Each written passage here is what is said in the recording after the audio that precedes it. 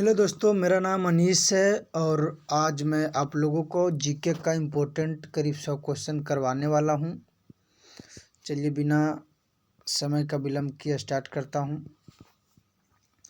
तारापुर समिति किससे संबंधित थी? ये सब वही क्वेश्चन है जो मैंने कभी गलती किया है या सही किया है। मेरे हिसाब से सभी क्वेश्चन इम्पोर्टेंट है। तारापुर समिति किससे संबंधित थी? तो इसका उत्तर हो जाएगा पूर्ण पूंजीगत खाते की परिवर्तनीयता से। पूर्ण पूंजी खाते की परिवर्तनीयता से। अंग्रेजों और सिखों का लाहौर का संधि कब हुई थी? तो कब हुआ था? 9 मार्च 1846। अंग्रेजों और सिखों का लाहौर की संधि कब हुई थी? 9 मार्च 1846। तीसरा प्रश्न हो जाएगा बंदा सिंह को किसके आदेश पर मार दिया गया था? तो हो जाएगा फर्रुखसियर। बंदा सिंह को किसके आदेश पर मार दिया गया था? तो हो जाएगा फर्रुखसियर। बेंजीन के एक अणु में होता है तो 12 एकल बंधन होता है, 3 दोहरा बंध होता है ना। बेंजीन के एक अणु में होता है 12 पाई बॉन्ड होता है, 3 सिग्मा बॉन्ड होता है। कहाँ कोरियोलिस बल शून्य होता है? कहाँ होता है? तो विषुवत वृत्त पर होता है। पानीपत रिफाइनरी किसके अंतर्गत आते हैं? तो IOCL के अंतर्गत आते हैं। पानीपत रिफाइनरी किसके अंतर्गत आते हैं? IOCL। एक संक्रिय क्रॉस में F2 पीढ़ी के पौधे का फिनोटाइप अनुपात है तो हो जाएगा 3:1 के अनुपात में। एक संक्रिय क्रॉस में F2 पीढ़ी के पौधे का फिनोटाइप रेशियो क्या है? 3:1 के अनुपात में। सुभाष चंद्र बोस द्वारा द फ्री इंडिया सेंटर का गठन कहाँ किया गया था? कहाँ किया गया था? तो यह जर्मनी में किया गया था। सुभाष चंद्र बोस द्वारा द फ्री इंडिया सेंटर का गठन कहाँ किया गया था? जर्मनी में किया गया था। केस आर्द्रता मापी के आविष्कारक कौन थे? केस आर्द्रता मापी के आविष्कारक कौन थे?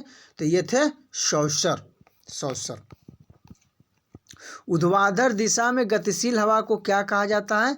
तो कहा जाता है वायु धारा। ऊर्ध्वाधर दिशा में गतिशील हवा को क्या कहा जाता है? तो वायु धारा कहा जाता है। सोमाली मरुभूमि किस महाद्वीप में स्थित है? तो अफ्रीका में है। क्या है? सोमाली मरुभूमि किस महाद्वीप में स्थित है? तो यह अफ्रीका में है। क्षोभ मंडल का सर्वाधिक विस्तार कहाँ है? तो विषुवत रेखा के सामने है। क्षोभ मंडल का सर्वाधिक विस्तार कहाँ पे है? तो विषुवत रेखा के सामने है। रामपप्पा मंदिर कहाँ स्थित है? तो कहाँ है? तेलंगाना में है।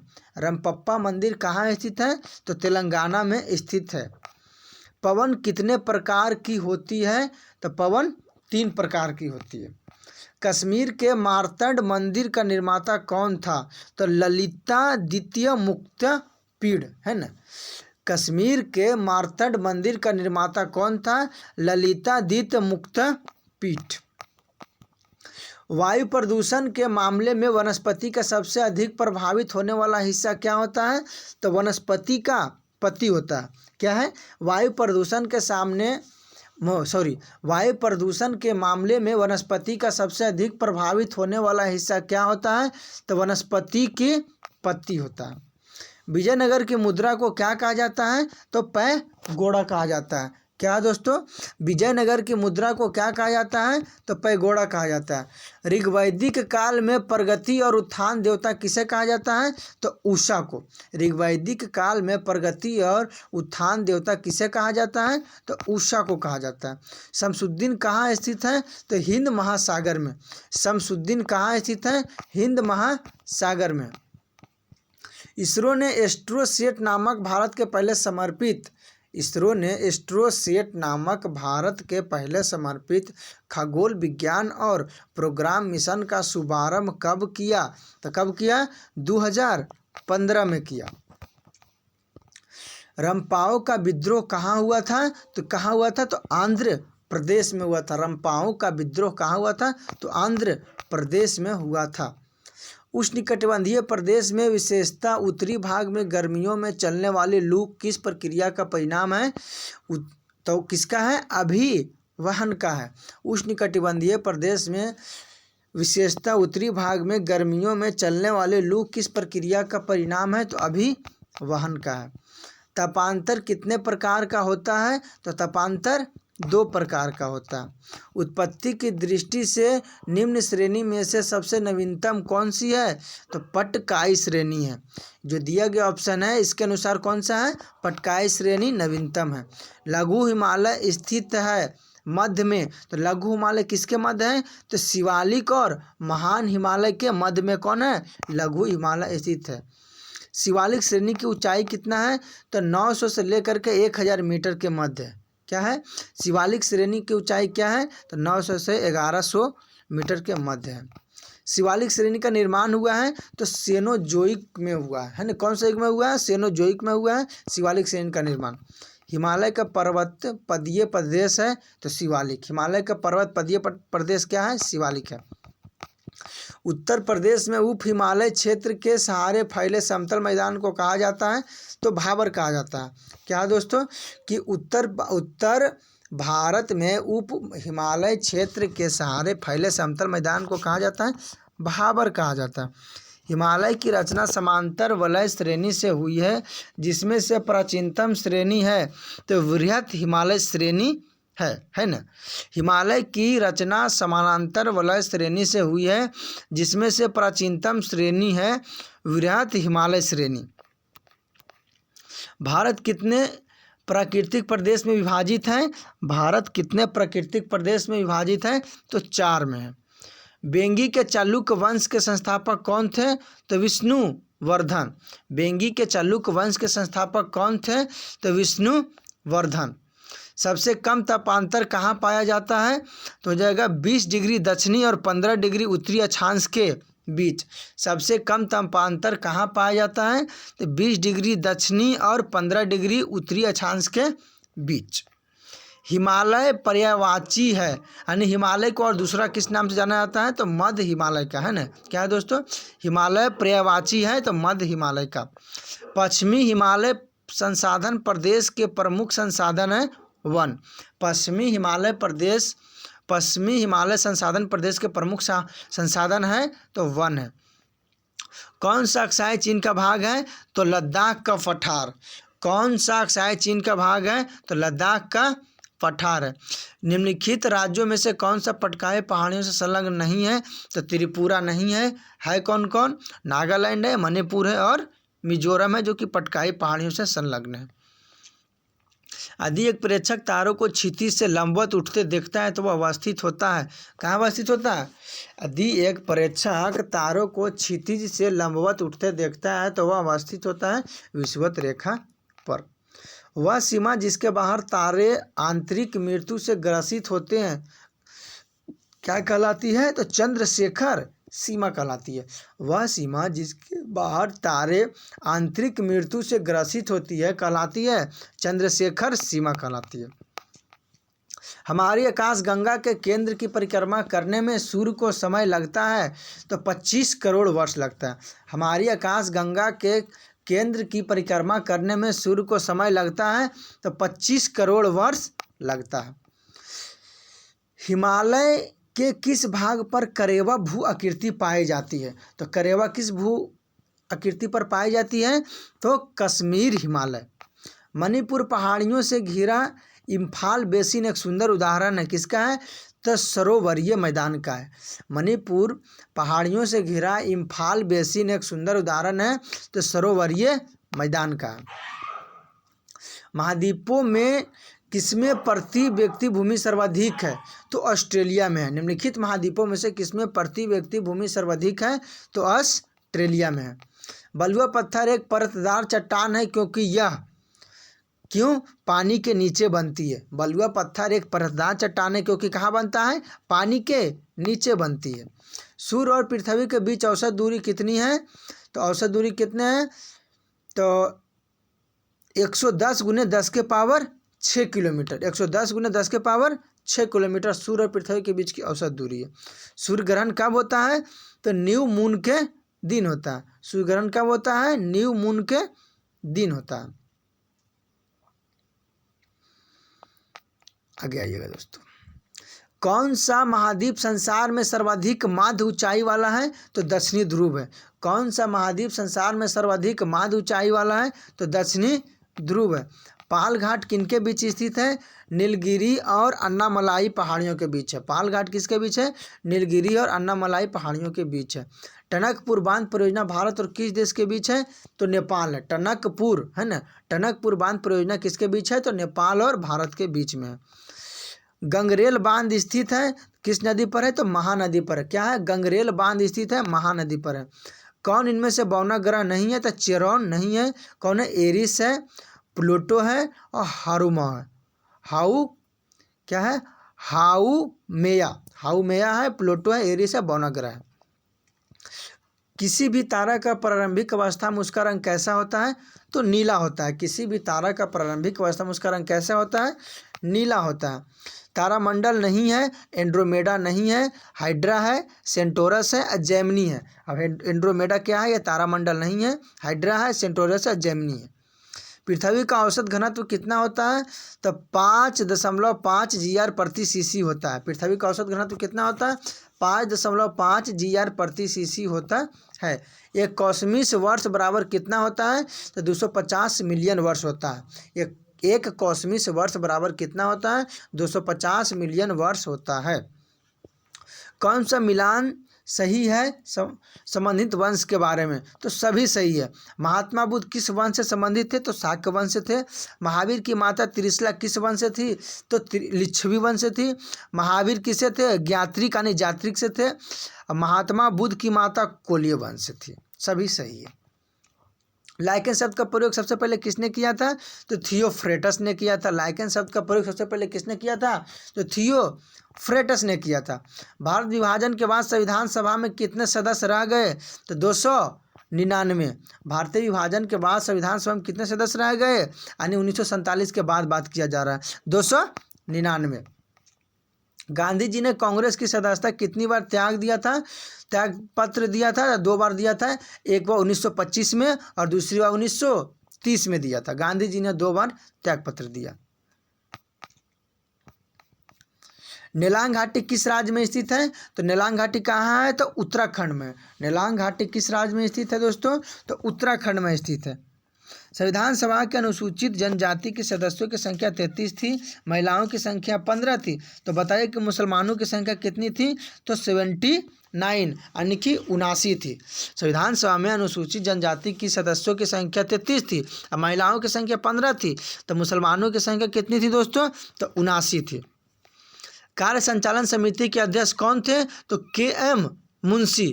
कार्य संचालन समिति के अध्यक्ष कौन थे? तो KM मुंशी।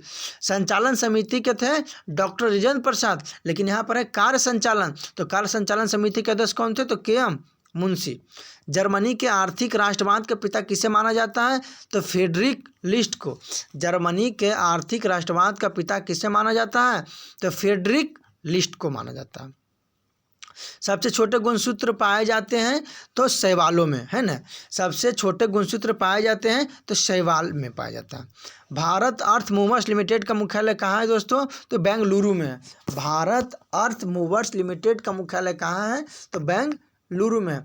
उत्तर प्रदेश में बौद्ध एवं जैन का प्रसिद्ध तीर्थस्थल कहने का मतलब है कि उत्तर प्रदेश में बौद्ध और जैन दोनों के लिए प्रसिद्ध स्थल कौन सा है? तो कौशाम्बी हो जाएगा। क्या है दोस्तों? कौशाम्बी है। गुब्बारे खातिर नामक पुस्तक किसने लिखा? तो अब्दुल कलाम आज़ाद ने लिखा। गुब्बारे खातिर नामक पुस्तक किसने लिखा? तो अब्दुल कलाम आज़ाद ने लिखा गुब्बारे खातिर। जवाहरलाल नेहरू द्वारा कौन सी पुस्तक नहीं लिखा गया? तो इंडिया विंस फ्रीडम नहीं लिखा गया। मेरी कहानी यानी कि माई स्टोरी, सोवियत एशिया और डिस्कवरी ऑफ इंडिया। कौन कौन है दोस्तों जो जवाहरलाल नेहरू द्वारा लिखा गया है? मेरी कहानी, Soviet Asia, discovery of India. लेकिन India wins freedom Abdul Kalam Azad का पुस्तक है। कौन सबसे पूर्वकालिक जैन ग्रंथ कहलाता है? तो 14 पूर्व है। क्या दोस्तों? कौन सबसे पूर्वकालिक जैन ग्रंथ कहलाता है? तो 14 पूर्व है। समूचा भारत एक विशाल बंदी गृह है, यह किसका कथन है? तो CR दास यानी चित्तरंजन दास का। समूचा भारत एक विशाल बंदी गृह है, यह किसका कथन है? तो CR दास का है। प्रारंभिक जैन साहित्य किस भाषा में लिखे गए थे? तो अर्ध मगही भाषा में लिखे गए थे। क्या है दोस्तों? प्रारंभिक जैन साहित्य किस भाषा में लिखे गए? तो अर्ध मगही भाषा में लिखे गए। कौन सा स्थल पसर्वनाथ से संबंध होने के कारण जैन सिद्ध क्षेत्र माना जाता है? पसर्वनाथ होगा, ठीक है। कौन सा स्थल पसर्वनाथ से संबंधित होने के कारण जैन सिद्ध क्षेत्र माना जाता है? तो समेध शिखर, समेध शिखर। रविन्द्रनाथ टैगोर ने नहीं लिखा था, लीडर नहीं लिखा था। लिखा कौन कौन था रविन्द्रनाथ टैगोर ने?